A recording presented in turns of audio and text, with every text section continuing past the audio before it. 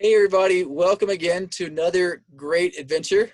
I'm David Stroud with Fairway Mortgage, and I'm joined today with Steve Graber with Sherwood Homes Real Estate. So Steve, talk to us a little bit of kind of what we're going to be talking about today, if you could please. Well, yeah. So what we're wanting to talk today is about how do you really make an effective approach or take an effective approach to really getting in with the seller. When sellers are selling their homes, there's something that they're looking for, and everybody has it in their mind, whether or not they communicate with you. It's very clear in their minds what this is all about. So what you need to be able to do, and as an agent, what I always do, or at least what I'm trying to do, is be able to speak the language of the seller by calling the agent and find out what is it that's the most important thing to your seller. What is it that will get them to be able to take my offer? But if you know what they're looking for, maybe they're looking for a quick close. Maybe they're looking for a certain amount of money, like they're trying to get the highest dollar possible. Maybe it's the path of least resistance. Maybe it's, they just need to unload this thing right away. Hey, these sellers are motivated. You never know what the situation is for a seller unless you ask.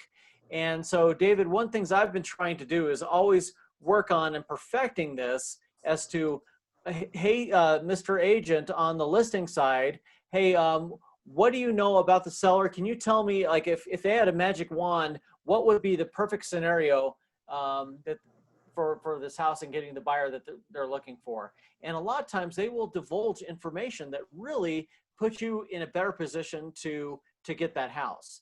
Now, so what, David, I sometimes like to do, like with you, is then come back and say, hey, David, they're looking for a certain price point or whatever it is, or they need security, and they need to know that that I've got a qualified buyer, and I need you to tell the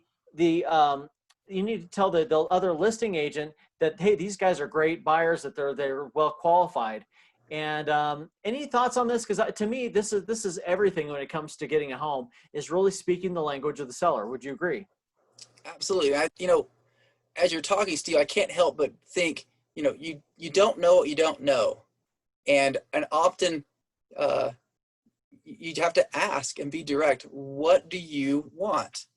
Right. Because unless I know what you want as the seller, then me as the buyer or the client representing the buyer, then I can't deliver that. And so I think it's super important, as you mentioned, super important that you just find out what do they want, and then you can work to see if you can deliver that. That way it becomes a win-win. It has to be a win-win. And so that makes perfect sense. And so, on my side, as the lender, I try to do that as well. And so obviously I can't make more money show up, but I can definitely, if they want to be able to have a fast close, that's something that I can help with. I have a process to close homes in 10 days or less, sometimes less, but usually it takes about 40 to 45 days for lending to do all that needs to happen for the lending process. And so I have a system where I can help a buyer purchase a home in about 10 days. So 2 weeks opposed to that 30 to 45 days. So if you need to close fast, that's something I can help with. Something else I help with is I will make sure that they understand what this buyer can or can't do. And so I'll reach out to the agent myself and tell them that. Of course, with the buyer's agents and the buyer's permission, I will do that in hopes of helping them to win this deal. And I mean, that's essentially what we're looking to do, right? We want to win this deal for our client, the buyer. And so we reach out to the seller to find out what do they want and can we deliver? And do they have confidence in us? Do they have confidence in the financing? Do they have confidence in the offer that the person's actually going to follow through with what they're saying they're going to do? And so, yeah, two things that I do, and I absolutely agree with what you're saying, Steve. Right. I think it's probably comes down to three things. Most times, and tell me what you think here, David, but I think people always want to know, number one, the timing. They're either in a hurry to sell or they're not in a hurry to sell. And I think you can learn a lot by that, to finding out if they're motivated. So I think it's the timing. And so if you can do a quick close, like you said, that's a huge thing. Second would be money. I don't know if you'd agree with this, but again, money is always, that's one of the key things. I think cash is king. People want to know, can you deliver? one of the things I have noticed by looking at stats that whether you have cash or not, or it's a loan, they both close about the same amount anymore, especially if you've got a good Oh, lender. It really doesn't matter a whole lot. The closings happen just about the same. But I mean, I still think they want to make sure that we got a good qualified buyer. So that's two. And just having three, confidence. Confidence is this is going to go through. I think people want to have confidence that that this is going to go smooth all the way to the end. So if you can give them those three things, meet their time, their money expectations, and their confidence level, you know, I think a lot of times you'll make this go. And one thing I think sellers don't want, they don't like you coming back and nickel and diming on the inspection. I think that's one of the things I yes. see it, Dave. Have you seen that before? People, they get so frustrated. You know, it's like you're going to come in and make this big laundry list of all things that need to be done.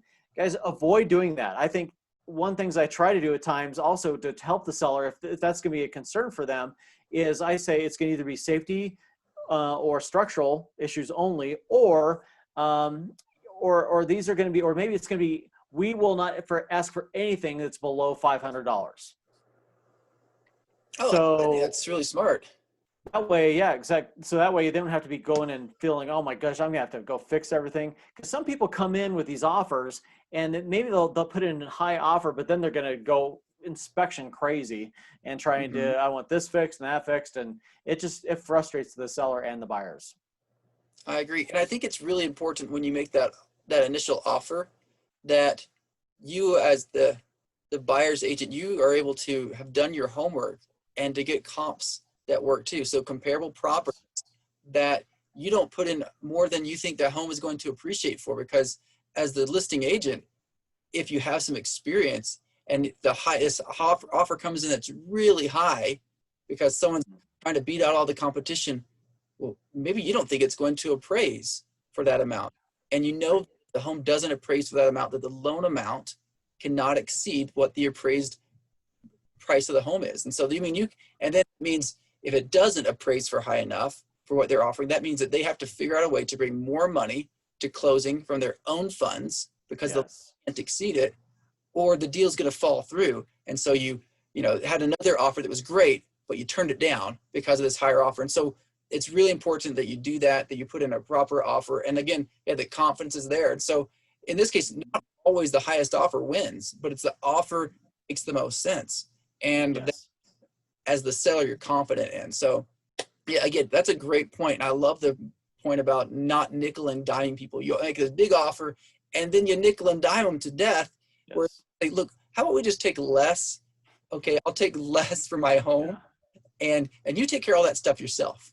All right. Yes. So you don't have to bring as much money in, and you fix it just the way you want it, because you know, I mean, with anything, you know, until I know exactly what you want and I try to do exactly what you want, if I don't do, if there's some sort of breakdown in communication, then you're going to come back to me again like, no, I said I wanted the forest green and you did the, you know, like, no one wants to deal with that. Yep. You want to keep it so there's not the frustration level, because it can be, these deals can be so exciting, but then they can turn really frustrating. So again, set the expectations up front. Again, I Mm-hmm. always believe, David, in doing things at the source. Get it right. Find out what the seller's looking for. What can I bring? And then try to make that as easy as possible for everybody. And it's amazing what you could do. If you can't meet the seller's expectations, don't even go there. You're wasting your Right. time. So if you submit an offer that's, you know, way off from what the seller's expectations are, why go there? I mean, but sometimes you don't know what they're going to do, but that's why the agent and the lender can make such a huge difference in really working ahead of time to try to make sure this is going to be as smooth as possible. So make sure your agent does work up front. That's what I do. I'm an agent. I'm always calling the other agents. It makes a huge difference. David, you're working with other agents, all the other on the lending side all the time, letting them know, here's what we can do. And we got a good, strong buyer. So together we're working as a team to make sure these Right. deals go through.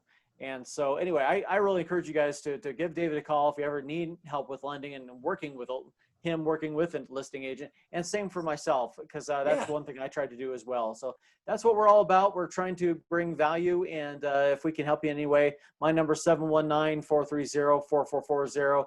And David, I know your number there.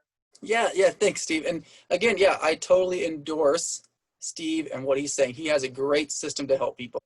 And there's tons more information. This is just the tip of the iceberg. There's so much more that we can share that can help you if you're looking to buy a home, if you're looking to sell a home, if you're looking for more information about how to become a better realtor or a lender, we're happy to help with that as well. But yeah, my phone number is 719-355-7165. And so that's my cell phone. You can call or text me on that line. Steve, thanks so much. All right. Thank you, Dave. I always appreciate it. Always good to be on with you. All right. Hey, you guys have a great day and look for some more videos, okay? All right.